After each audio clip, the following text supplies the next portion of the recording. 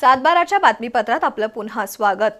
कोतोली इथल्या श्रीपतराव चौगुले महाविद्यालयात eco friendly Ganesh मूर्ती कार्यशाळा घेण्यात आली।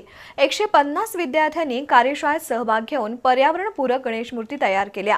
नागरिकांनी पर्यावरणपूरक गणेश मूर्तीची प्रतिष्ठापना करावी यासाठी जनजागृती करण्याचं आवाहन प्राचार्य डॉक्टर विजयकुमार पाटील यांनी केलं।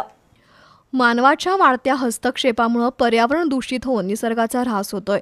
ते टाळण्यासाठी आपले सण आणि उत्सव पारंपरिक तसंच पर्यावरणपूरक पद्धतीने साजरे करण्याची गरज आहे।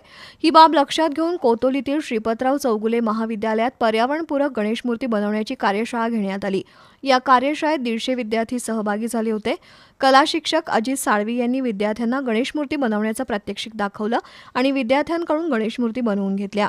कार्यशाळेत सहभागी झालेल्या विद्यार्थ्यांनी समाजात प्रबोधनात्मक मोहीम राबवावी असं आवाहन प्राचार्य डॉक्टर विजयकुमार पाटील यांनी केलं। यावेळी सचिव शिवाजीराव पाटील, डॉक्टर